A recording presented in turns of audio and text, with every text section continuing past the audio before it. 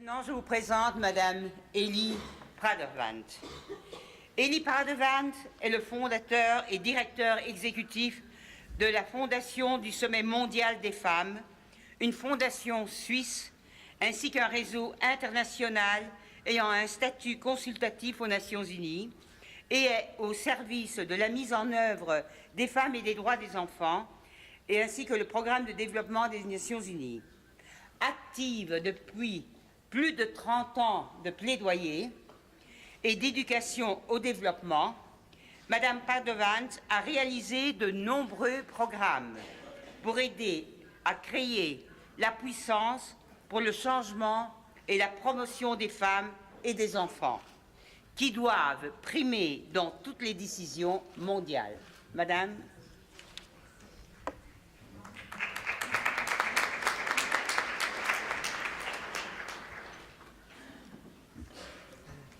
Good morning, everybody. Thank you, Simone, for your introduction. As you know, I lead the Women's World Summit Foundation since 22 years, and it's been the most extraordinary experience to really focus especially on empowering rural women of the world. The rural sisters are really the forgotten ones. Although we had a special CSW session 2 years ago on the empowerment of rural women in the world, their contributions to ending poverty and hunger, their contributions to feed their nations and their communities. Until now, nothing much has happened as a follow-up, and as you also know, there was no agreed conclusion on the agenda for rural women's empowerment. So I just want to share this with you because we have not heard much, we have not really included them much in this debate so far, that rural women are the backbone in most countries, especially in Africa, where they produce over 85% of all the food in the world. So, again, coming back to yesterday, I just want to share with you how wonderful it was to see the success of our hard work over so many months to put together this panel. And I must acknowledge the CSW volunteer team who worked really entirely to make all this happen for you to connect, to come together, and to review Beijing. As you know, the roundtables we're going to go into today, they're helping us to take stock and to create also a new vision where we are going to go from here. It became clear to me during yesterday's deliberations that we are actually shifting energy. We are going into a new energy field. And what stayed with me from yesterday is that implementation is going to be the recipe. So I was thinking last night about that. What does that mean? This shift into monitoring compliance of the many tools, laws, instruments, declarations that have been signed, ratified, and promised to the world and also to the women. Women deliver, and you know the chair is with us, and not women deliver and not only babies, as she said, can now include delivering compliance by robustly holding governments accountable to comply. This, I think, is the next era of our women's movement. And one day, we will achieve what we need and what we want. The post-2015 goals give us a chance to implement and demand that compliance. Clear structures and accountabilities are necessary and have been instrumental where significant progress has been made. Our slogan for this NGO forum is Act, Advance, Achieve, and as of this morning, I'm adding Achieve Implementation. I hope this is okay with our chair, Niranzai. And we heard yesterday from Dr. Laszlo that change will not come from the top and maybe not from the UN either.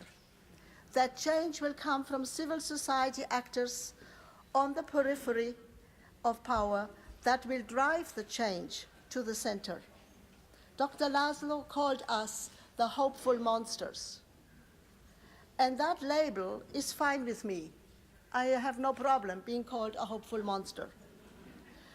And in time, because we need to be bold and courageous and also bring home hope, some of our ideas will come to the center and create a transformation. Today is a special day for the Women's World Summit Foundation because we also have initiated the Swiss White Ribbon Campaign. Many of you know what is the White Ribbon Campaign. It stands for Ending Violence Against Women and Girls. And today in the major Swiss paper is a big ad signed by the 50 Swiss White Ribbon ambassadors, all men, most of them are in politics, where they declare the end of violence in Switzerland by the year 2030. This is new. There is no other country that has yet set a deadline, but Switzerland is first. So I want you to look at the papers today and you will find the ad. So now, and I will be very short, we come to the practical points about our roundtables, for which I was responsible in the coordination. And I must give great thanks to all the conveners, moderators, speakers that were involved in putting together 16 roundtables, which we are offering to you today. This is the plenary room number 17. So remember this room, because it is one of the 4 rooms designated for the 16 roundtables.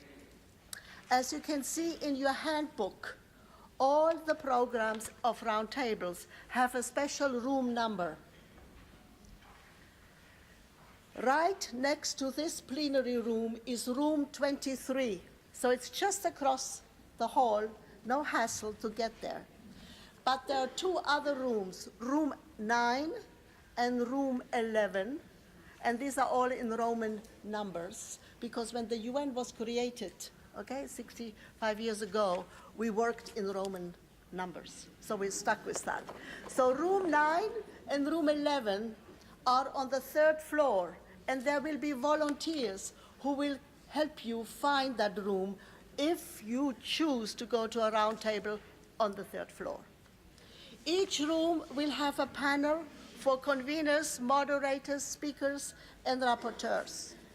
And the rapporteurs will take the notes and record all the recommendations coming from the roundtables, because we decided that only recommendations coming today from these special roundtables will in fact constitute our forum report recommendations, which will be made to the ECE the next day. So please note that in the UN rooms, you cannot eat or drink. Coffee and croissants are available to you outside the roundtable rooms and must not be brought into the sessions. As announced beforehand and widely distributed to all speakers, PowerPoints and video presentations must be on USB keys in order for the UN technicians to transfer your material to the UN system for display in your sessions. We have 4 USB keys available, 1 for each room. My colleague Shannon, no, it's not true. Okay, you come and explain. Okay, my colleague Shannon will answer all the questions if you have not put your presentation on a USB key for us to be shown. We just have a few minutes to answer some of the questions now for those of you who are not clear where you can find your roundtable and any other question you will need.